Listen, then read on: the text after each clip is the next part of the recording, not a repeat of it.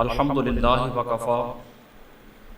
وسلام علی عبادہ الذین اصطفیٰ خصوصاً علی سید الانبیاء علیہ التحیۃ والثناء اما بعد فاعوذ باللہ من الشیطان الرجیم بسم اللہ الرحمن الرحیم ان اولیاؤہ الا المتقون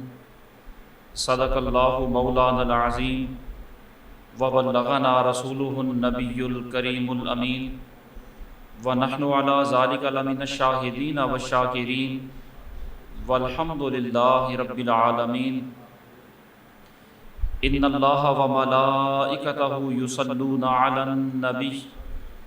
یا ایہا الذین آمنوا صلوا علیہ وسلموا تسلیما الصلاۃ والسلام علیک یا سیدی یا رسول اللہ وعلی آلک واصحابک یا سیدی یا حبیب اللہ الصلاۃ والسلام علیک یا شفیع المذنبین وعلی آلک واصحابک یا رحمۃ للعالمین۔ بعد از حمد و ثنا، آج جمعۃ المبارک کی اس نشست میں حضور فیض عالم گنج بخش داتا صاحب رحمۃ اللہ تعالی علیہ کے حضور نذرانہ عقیدت پیش کرنا مقصود ہے۔ آپ کے حالات زندگی آپ کے سامنے عرض کرنے لگا ہوں۔ اللہ کریم کلمات حقہ زباں پر جاری و ساری فرمائے۔ حضور داتا صاحب رحمۃ اللہ تعالی علیہ حضرت سیدنا امام حسن مجتبیٰ رضی اللہ تعالی عنہ کی نسل پاک میں سے ہیں۔ اس اعتبار سے آپ حسنی سید ہیں، اور آپ کی ولادت 400 ہجری کے اندر افغانستان کے معروف شہر غزنی شریف کے اندر ہوئی، اور جس وقت آپ کی ولادت ہوئی یہ دور سلطان محمود غزنوی کا دور حکومت تھا، اور آپ کے والد گرامی حضرت سید عثمان رحمۃ اللہ تعالی علیہ یہ غزنی شریف کے اندر ہی تھے، اور ان سادات کا، حسنی سادات کا غزنی شریف کے اندر پہنچنے کا پس منظر یہ تھا کہ جب بغداد شریف میں عباسی خلفاء ان کی کشمکش، یہاں معاشرتی حالات بگڑے، تو پھر کچھ حسنی سادات افغانستان کے اندر ہجرت کر کے تشریف لے گئے۔ تو حضور داتا صاحب رحمۃ اللہ تعالی علیہ کے آباء و اجداد بھی انہی میں سے تھے جو غزنی شریف تشریف لے گئے۔ تو 400 ہجری میں آپ کی ولادت ہوئی۔ آپ کے والد ماجد بھی اپنے زمانے کے بہت بڑے متقی، پرہیزگار، اللہ کے محبوب، ولی اور مقرب تھے۔ آپ کی والدہ ماجدہ بھی متقی، پرہیزگار خاتون تھی، اور آپ کے جو ماموں تھے وہ اتنے بڑی ولی تھے کہ انہیں تاج الاولیاء کہا جاتا تھا۔ بچپن اس طرح کے پاکیزہ ماحول میں آپ کا گزرا، اور آپ کی تعلیم و تربیت کے لیے غزنی شہر کے اندر ہی سلطان محمود غزنوی نے ایک مدرسہ تعمیر کروایا ہوا تھا، وہاں آپ کو داخل کروایا گیا۔ وہاں آپ زیر تعلیم رہ کر علم کے حصول کے لیے مشغول ہو گئے، اور آپ کے حصول علم میں انہماک، ذوق، شوق، بلکہ استغراق اتنا زیادہ تھا کہ آپ بعض اوقات مطالعہ میں مصروف ہوتے تو سارا دن اس انداز سے مصروف مطالعہ رہتے کہ کھانے کا ہوش تو درکنار، پانی پینے کی بھی آپ کو کبھی طلب نہیں ہوئی۔ سارا دن کتاب پر صرف جھکے ہوئے ہیں، مطالعہ کے اندر مصروف ہیں۔ اور ظاہر ہے جو بچہ سید بھی ہو اور خاندان بھی اتنا پاکیزہ نیک متقی ہو اور خود بھی اتنا ذوق والا بچہ ہو، وہ اساتذہ کی نظر کا ویسے ہی تارا بن جاتا ہے۔ چنانچہ آپ اپنے اساتذہ کے منظور نظر قرار پائے، اور آپ کے سیرت نگاروں نے یہ بھی لکھا ہے کہ سلطان محمود غزنوی ایک دفعہ اس مدرسے کے وزٹ کے لیے آیا تو سارے اساتذہ طلباء بادشاہ کے استقبال کے لیے تیاریوں میں مصروف، کوئی صفائی ستھرائی میں مصروف ہے، کوئی استقبال کی تیاریاں ہو رہی ہیں۔ بادشاہ مدرسے میں پہنچ آیا، سارے طلباء استقبال کر رہے ہیں، اساتذہ اور منتظمین مدرسے کا وزٹ کرا رہے ہیں، لیکن ایک کمرے میں ایک بچہ ہے جس کو کوئی خبر نہیں کہ کون آ رہا ہے، کون جا رہا ہے، کیا ہو رہا ہے، طلباء کیا کر رہے ہیں، مصروفیات کیا ہیں، کوئی اس کو خبر نہیں۔ بس وہ کتاب کھولے مطالعہ کے اندر مصروف ہے۔ استاد صاحب نے اس بچے کو مخاطب کر کے فرمایا کہ علی بیٹا سلطان آئے ہیں، لیکن حضرت داتا گنج بخش علی حجویری رحمۃ اللہ تعالی علیہ نے اپنے استاذوں کے فرمان کے مطابق کتاب سے نظر اٹھا کر سلطان کی طرف دیکھا تو آپ کی نگاہ کے اندر وہ نور چمک رہا تھا کہ سلطان محمود غزنوی کہنے لگا کہ اس بچے کو جو کرتا ہے کرنے دو، اس لیے کہ یہ بچہ اللہ رب العالمین کی تلاش میں سرگرداں ہے اور یہ یاد الہی کے اندر منہمک ہے۔ یہی وہ بچے ہیں جو ہمارے اس مدرسے کی زینت بننے والے ہیں۔ تو آپ کا بچپن کے اندر یہ ذوق مطالعہ، اور ابھی آپ کی عمر صرف 12-13 سال کی تھی جب سلطان کے ساتھ آپ کا پہلی دفعہ اس طرح آمنا سامنا ہوا، اور پھر آپ کی عمر جب 21-22 سال ہو گئی، تعلیم سے آپ مکمل فارغ ہو گئے، تو ایک دفعہ غزنی شریف کے اندر، ظاہر اس وقت دارالخلافہ تھا، غزنی کے اندر سلطان کی دربار کے اندر ہندوستان کا ایک بہت بڑا فلسفی آیا، وہ اپنے بڑے لا ینحل قسم کے مشکل پیچیدہ قسم کے سوالات لے کر آیا، اور ظاہر ہے بادشاہوں کے دربار میں وہی سوالات پہنچتے ہیں جو عام لوگوں سے حل نہیں ہوتے۔ اس نے چیلنج کیا کہ ہے کوئی بندہ آپ کی سلطنت میں جو میرے سوالوں کو حل کر سکے؟ حضور داتا گنج بخش رحمۃ اللہ تعالی علیہ 22 سال کی عمر ہے، سلطان کے دربار میں کھڑے ہو کر فرماتے ہیں کہ اس کے سوالوں کا جواب میں دیتا ہوں۔ چنانچہ اس کے سوالوں کے سارے جوابات دے دیے۔ ظاہر ہے وہ مشکل ہی سوال تھے، ان سوالوں کی میں تفصیل میں نہیں جاتا، مشکل سوال تھے جن کا جواب حضور داتا گنج بخش رحمۃ اللہ تعالی علیہ نے دیا۔ پھر حضور داتا گنج بخش علی حجویری رحمۃ اللہ تعالی علیہ اس فلسفی کو فرمانے لگے کہ اب تو اسلام کو قبول کر لے، اب تو اسلام کی حقانیت تجھ پر ظاہر ہو چکی ہے، اب تو تجھے کلمہ پڑھ لینا چاہیے۔ وہ کہنے لگا نہیں، یہ تو علمی معاملہ تھا جو آپ نے حل کیا، اور اسلام صرف علم کا دین تو نہیں ہے، یہ تو روحانیت کا بھی دین ہے۔ آپ مجھے روحانی کمال بھی کوئی دکھائیں تب جا کر میں کلمہ پڑھوں گا۔ حضور داتا صاحب فرمانے لگے تو روحانی کمال کیا دیکھنا چاہتا ہے؟ وہ کہنے لگا نیپال میں یہ جو موسم چل رہا ہے، اس موسم میں خاص قسم کا ایک پھل صرف وہیں پر لگتا ہے اور دنیا میں کہیں نہیں ہوتا۔ اگر آپ روحانی کمال دکھانا چاہتے ہیں تو نیپال کا وہ خاص موسمی پھل جو دنیا میں اور کہیں نہیں ہوتا وہ یہاں مجھے دکھائیں۔ حضور داتا صاحب رحمۃ اللہ تعالی علیہ نے ہوا کے اندر ہاتھ لہرایا، اور جب ہاتھ اس فلسفی کے سامنے کیا تو اس پر وہی اس کا مطلوبہ پھل موجود تھا۔ اسی وقت وہ کلمہ پڑھ کے مسلمان ہوا۔ یہ نوجوانی کا عالم ہے حضور داتا صاحب رحمۃ اللہ تعالی علیہ کا۔ ابھی آپ علم ظاہر پڑھ کے فارغ ہوئے ہیں، اور ابھی باقاعدہ کسی شیخ طریقت سے بیعت نہیں کی، بلکہ اس کے بعد جا کر آپ نے باقاعدہ تصوف کی منازل طے کی، یعنی جن کو گھرانہ اللہ والوں کا ملتا ہے ان کا بچپن بھی اللہ رب العالمین کی فضل و کرم سے اتنا پاکیزہ اور اتنا باکمال ہوتا ہے۔ پھر حضور داتا صاحب رحمۃ اللہ تعالی علیہ نے مختلف اولیاء کرام، صوفیاء اعظام اور نامور مشائخ کی خدمت کے اندر حاضری دی، اور آپ جب مشائخ کی خدمت میں حاضری کے لیے جاتے تو آپ کا سفر بڑا بڑا طویل ہوتا۔ حضور داتا صاحب رحمۃ اللہ تعالی علیہ نے جو کشف المحجوب شریف شہرائے آفاق تصنیف فرمائی، اس کے اندر خود آپ نے مختلف مشائخ کی خدمت میں حاضری کے واقعات نقل فرمائے ہیں۔ داتا صاحب رحمۃ اللہ تعالی علیہ نے اس دور کے غزنی شریف کے قیام کے دور میں تعلیم سے فارغ ہونے کے بعد جو مشائخ کی خدمت میں حاضری دی، ان میں سے ایک سفر آپ نے غزنی شریف سے فرغانہ کا کیا، اور فرغانہ یہ تاشقند سے بھی آگے ہے، آپ یوں کہہ لیں کہ غزنی شریف سے 1000 کلومیٹر سے زیادہ کا فاصلہ ہے۔ وہاں ایک بزرگوں کا شہرہ سنا جنہیں حضرت شیخ عمر کہا جاتا، ان کی خدمت میں حاضر ہوئے۔ ظاہر ہے مہینوں کا یہ سفر،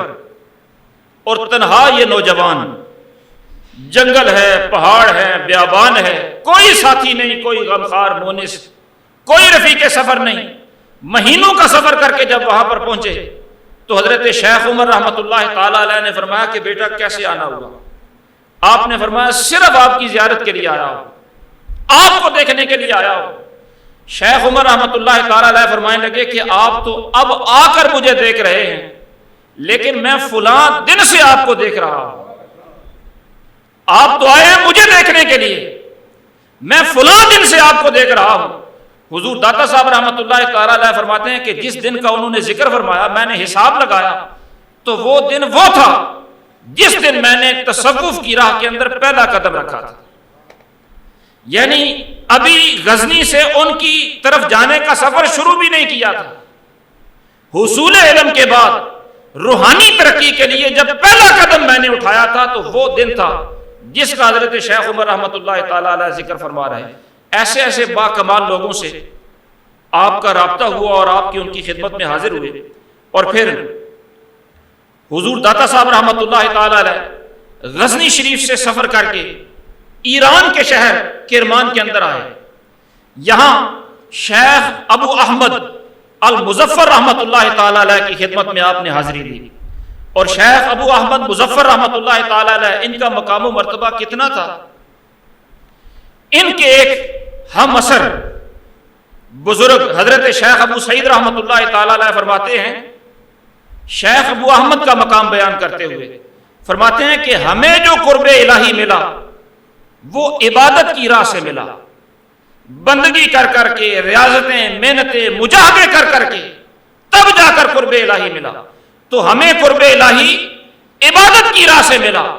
اور شیخ ابو احمد کو قرب الہی جو ملا وہ عنایت کی راہ سے ملا،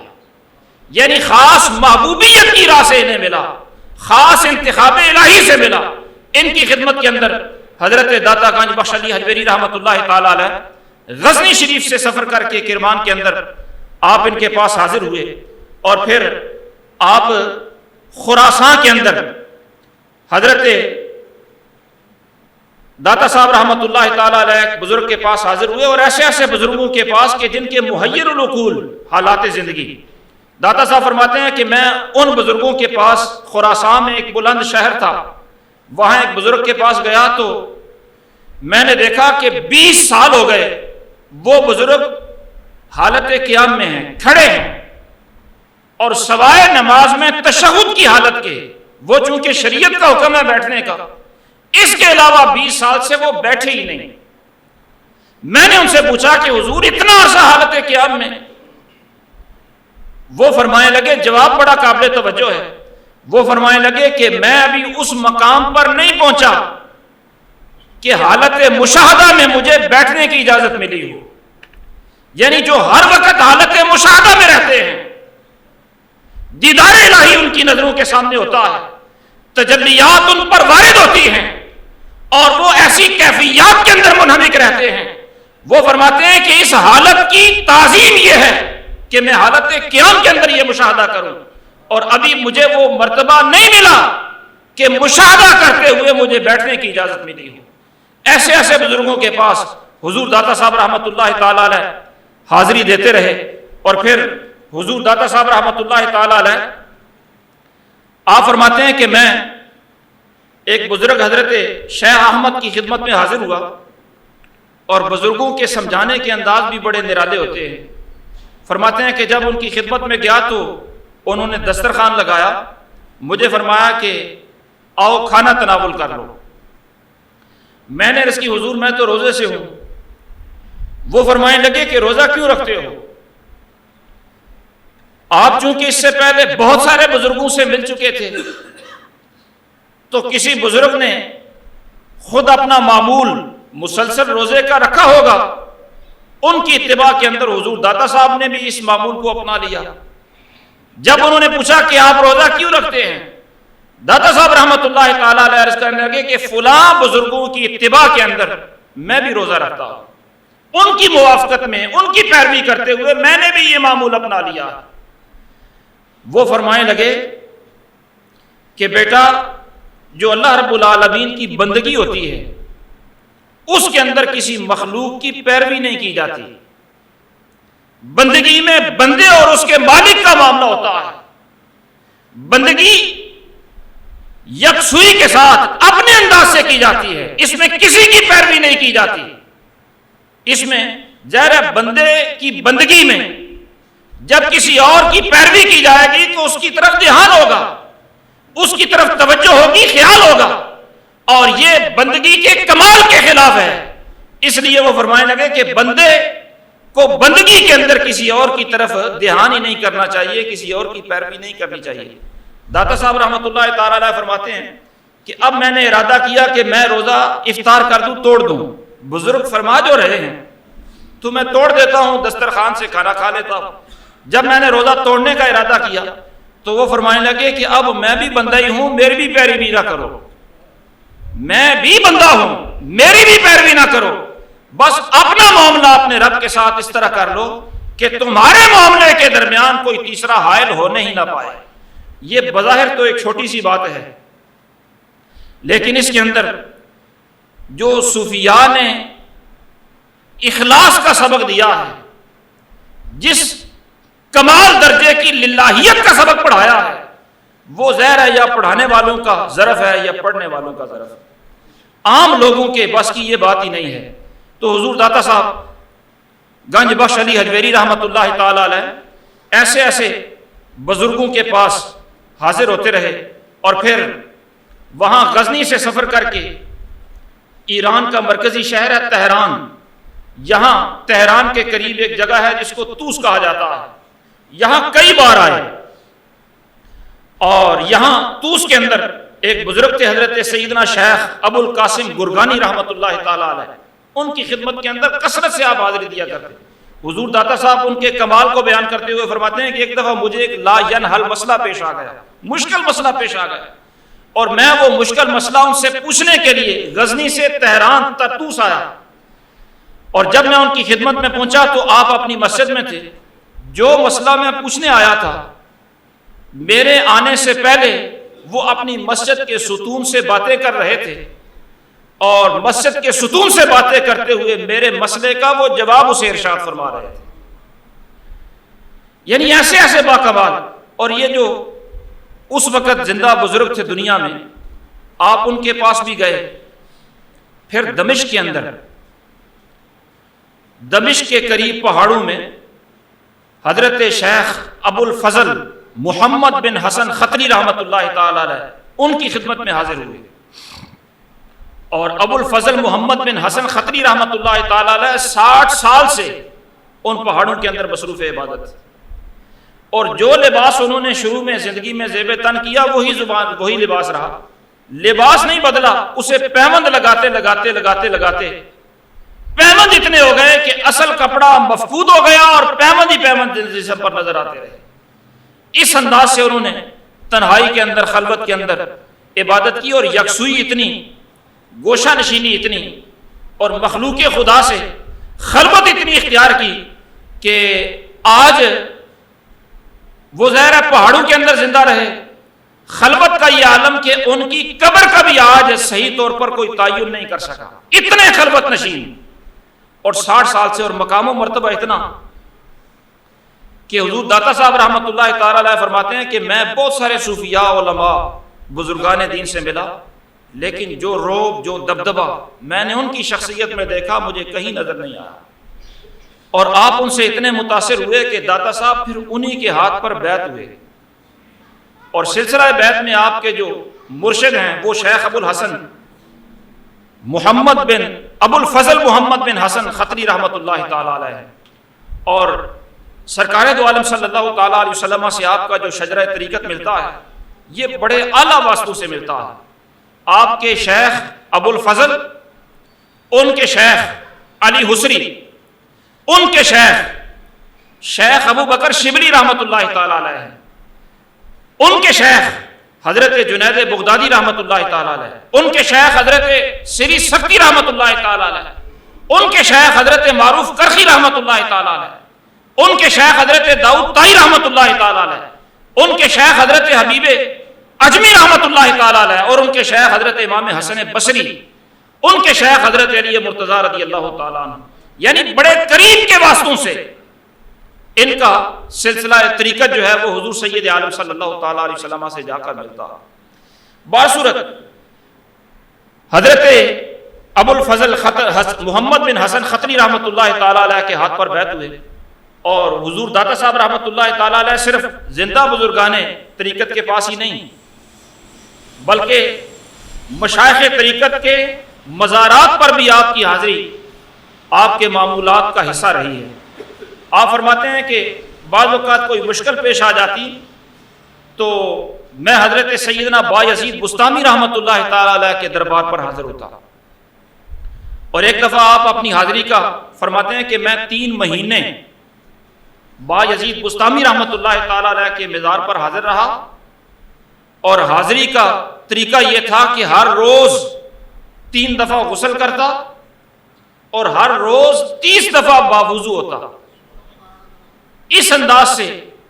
3 مہینے حضرت بایزید بستامی رحمۃ اللہ تعالیٰ علیہ کے مزار پر انوار، یعنی یہ ادب ہے بزرگوں کی بارگاہ میں حاضری کا۔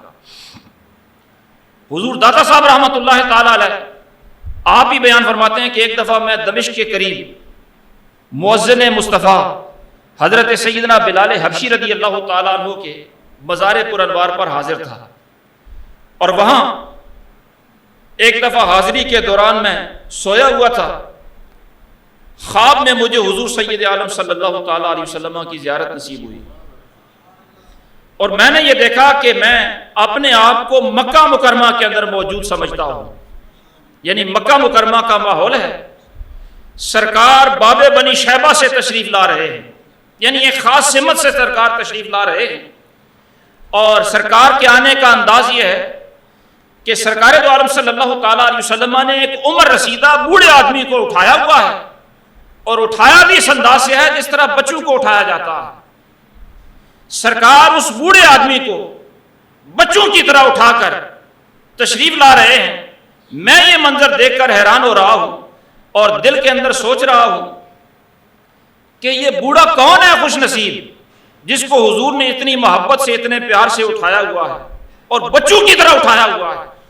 میرے دل میں ابھی یہ خیال پیدا ہی ہوا تو سرکار میرے ذہن کو جانتے ہوئے مجھے فرمانے لگے کہ اے علی، یہ تیرا بھی امام ہے اور تیرے علاقے کے لوگوں کا بھی امام ہے، اس کا نام ابو حنیفہ نعمان بن ثابت ہے، یہ امام اعظم رحمۃ اللہ تعالیٰ علیہ ہیں۔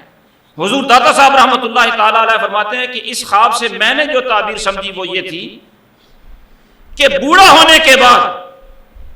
بچوں کی طرح سرکار کا انہیں اٹھانا، یہ اس بات پر دلیل ہے کہ امام اعظم رحمۃ اللہ تعالیٰ علیہ اپنی ذاتی بشری صفات سے بالکل بچوں کی طرح پاک ہو گئے ہیں، اور جو آپ کا وجود، آپ کی قد و قامت ہمیں نظر آتی ہے، آپ کو جو اٹھایا ہوا ہے، اب حضور صلی اللہ تعالیٰ علیہ وسلم کی طاقت نے آپ کو اٹھایا ہوا ہے، اور جو بچوں کی طرح بالکل پاک ہو جائے وہ غلطیوں سے صاف ہو جاتا ہے۔ اس لیے میں نے یہ سمجھا کہ امام اعظم رحمۃ اللہ تعالیٰ علیہ کا جو مذہب ہے یہ چونکہ حضور کا خاص پسندیدہ شخصیت کا مذہب ہے، اس لیے یہ غلطی سے بالکل پاک ہے اور سرکار دو عالم صلی اللہ تعالیٰ علیہ وسلم کا پسندیدہ مذہب ہے۔ تو حضور داتا صاحب رحمۃ اللہ تعالیٰ علیہ آپ اس طرح بزرگوں کی خدمت میں حاضری دیتے۔ آپ فرماتے ہیں کہ میں ایک دفعہ اپنے شیخ طریقت حضرت ابو الفضل محمد بن حسن خطری رحمۃ اللہ تعالیٰ علیہ کی خدمت میں حاضر تھا، اور آپ کی خدمت کر رہا تھا، وضو کروا رہا تھا۔ آپ کو وضو کرواتے ہوئے میرے دل میں یہ خیال پیدا ہوا، ویسے ایک وسوسہ آ گیا کہ جب سارے معاملات تقدیر الہی سے ہوتے ہیں، جس کو جو ملنا ہے وہ اللہ کے فیصلے سے ملنا ہے، سارے معاملات تقدیر سے متعلق ہیں، تو پھر ہم غلاموں کی طرح ان بزرگوں کی خدمت میں کیوں جتے رہتے ہیں؟ اپنا آرام چھوڑا، گھر بار چھوڑا، اپنی مرضی اپنی خواہش چھوڑی، بس غلامی اختیار کر کے بزرگوں کی انہی کی خدمت میں لگے رہتے ہیں، اس کا فائدہ کیا ہے؟ فرماتے ہیں میرے ذہن میں ابھی یہ سوال پیدا ہی ہوا تھا کہ میرے شیخ مجھے فرمانے لگے کہ علی بیٹا، اللہ رب العالمین نے یہ جو دنیا پیدا فرمائی ہے یہ دارالاسباب ہے، یہاں اس کا ہر فیصلہ کسی نہ کسی سبب کے ساتھ متعلق ہوتا ہے، جس کو وہ جو دیتا ہے کسی نہ کسی سبب سے دیتا ہے، اور بزرگوں کی خدمت اس لیے کی جاتی ہے کہ اللہ رب العالمین جب کسی بندے کو اپنی خاص نوازشات عطا فرمانا چاہتا ہے تو اسے اپنے کسی محبوب کے پاس بھیج دیتا ہے، اپنے محبوب بندے کی خدمت میں لگا دیتا ہے۔ جب اس کے محبوب کی خدمت کی جاتی ہے تو اللہ رب العالمین اتنا راضی ہوتا ہے کہ اس کو بھی نواز دیتا ہے۔ اس لیے مقام قرب پانے کے لیے مقربین کی خدمت کرنا پڑتی ہے، ان کی بارگاہ میں حاضری دینا پڑتی ہے۔ حضور داتا صاحب رحمۃ اللہ تعالی علیہ کے یہ روشن ضمیر پیر، آپ انہی کی خدمت میں، غزنی آپ کا علاقہ ہے، شیخ دمشق کے قریب کے رہنے والے ہیں، انہی کی خدمت میں جب ان کے مرید ہوئے انہی کی خدمت میں رہ گئے۔ پھر ایک دفعہ شیخ طریقت رحمۃ اللہ تعالی علیہ نے فرمایا کہ علی حجویری، اب آپ کو چاہیے کہ آپ لاہور کے اندر چلے جائیں۔ حضور داتا صاحب رحمۃ اللہ تعالی علیہ عرض کرنے لگے حضور، وہاں لاہور کے اندر میرے ایک پیر بھائی آپ کے خادم حسین زنجانی موجود ہیں، وہ کتب ارشاد ہیں، ان کے وہاں ہوتے ہوئے میرے جانے کی کیا ضرورت ہے؟ اس لیے مجھے اپنی خدمت میں رہنے دیں۔ لاہور میں وہ کتب ارشاد حضرت حسین زنجانی رحمۃ اللہ تعالی علیہ موجود جو ہیں، لیکن شیخ نے فرمایا نہیں، جو حکم ہے وہ کرنا پڑے گا، آپ کو جانا ہوگا۔ حضور داتا صاحب رحمۃ اللہ تعالی علیہ پھر وہاں دمشق سے اپنے شیخ کے حکم پر لاہور میں تشریف لے آئے۔ جب لاہور آئے تو رات کا وقت تھا، اور پرانے زمانے میں جو شہر تھے وہ چار دیواری کے اندر بند ہوا کرتے تھے۔ شام کے وقت جب آپ یہاں پہنچے تو لاہور شہر بند ہو چکا تھا۔ آپ نے شہر سے باہر ہی رات گزاری، صبح ہوئی دروازہ کھلا تو اندر سے ایک جنازہ آ رہا تھا۔ پوچھا گیا یہ جنازہ کس کا ہے؟ بتایا گیا کہ یہ حسین زنجانی رحمۃ اللہ تعالی علیہ کا جنازہ ہے۔ حضور داتا صاحب فرماتے ہیں اس وقت مجھے یہ عقدہ کھلا کہ میرے شیخ نے مجھے اتنے اصرار کے ساتھ لاہور کیوں بھیجا، کہ ظاہر ہے وہ اپنے نور بصیرت سے دیکھ رہے تھے کہ ان کا وصال ہونے والا ہے، وہاں کسی اور راہبر کی ضرورت ہے، اور راہبر بنا کر حضور داتا صاحب رحمۃ اللہ تعالی علیہ کو بھیجا جا رہا۔ تو آپ کی لاہور آمد سے پہلے اگرچہ لاہور میں اسلام پہلے بھی پہنچ چکا تھا، لیکن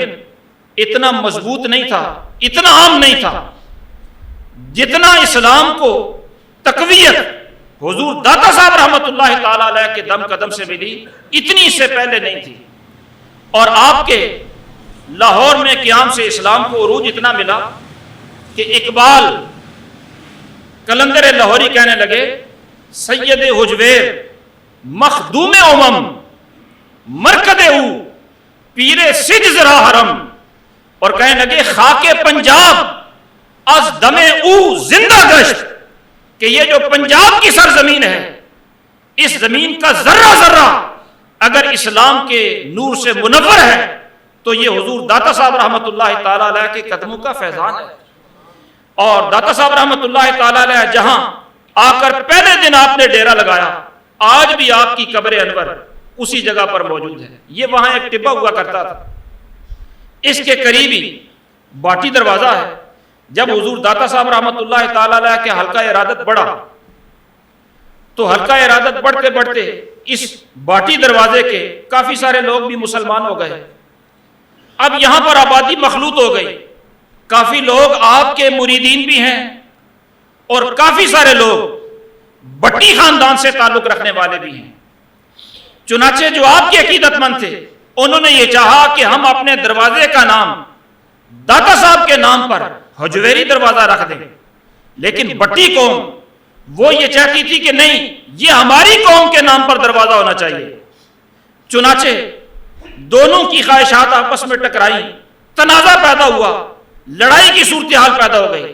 داتا صاحب کو پتہ چلا تو داتا صاحب نے بلا کر سمجھایا، فرمانے لگے ہم درویش لوگ ہیں، ہمیں اپنے نام پر دروازوں کے نام رکھنے کی کیا ضرورت ہے؟ اس لیے یہ بٹی اس سے خوش ہوتے ہیں کہ دروازہ ان کے نام پر رکھا جائے تو اس کو بٹی دروازہ ہی کہہ دیا جائے۔ چنانچہ آج بھی وہ انہی کے نام پر بٹی یا باٹی دروازہ ہے۔ داتا صاحب نے اپنی کسر نفسی سے ایک دروازے پر اپنا نام چھوڑا تو اللہ رب العالمین نے اس کی بدولت انعام کیا عطا فرمایا۔ اس پر ذرا توجہ فرمائیں کہ باقی جو بزرگ بھی جس علاقے میں جاتا ہے وہ بزرگ اپنا نام اس علاقے سے منسوب کرتا ہے۔ جس بزرگ کو جو علاقہ ملتا ہے وہ بزرگ اس علاقے سے منسوب ہوتا ہے۔ مثلا ملتان میں کوئی گیا تو وہ بہاؤالدین زکریا ملتانی بنے، بزرگ اس علاقے سے منسوب ہوئے۔ خواجہ کبیر الدین دریائی گجرات میں آئے تو یہ شاہدولہ گجراتی بنے، کبیر الدین گجراتی بنے، بزرگ علاقے سے منسوب ہوتے ہیں۔ لیکن داتا صاحب رحمت اللہ تعالی علیہ کو اللہ نے وہ قبولیت عطا فرمائی کہ آپ لاہور سے منسوب نہیں ہوئے بلکہ لاہور آپ سے منسوب ہوا، اور آج کہا یہ جاتا ہے کہ یہ لاہور داتا کی نگری ہے۔ یہ ایک دروازہ ہی داتا کا نہیں، یہ ساری کی ساری نگری داتا کی ہے۔ یعنی آپ شہر سے منسوب نہیں ہوئے بلکہ پورا علاقہ اور پورا شہر آپ سے منسوب ہو گیا۔ یہ آپ کو اللہ رب العالمین نے قبولیت عامہ عطا فرمائی۔ دعا ہے اللہ رب العالمین انہی کلمات کو شرف قبولیت نصیب فرمائے۔ وما توفیقی الا باللہ العلی۔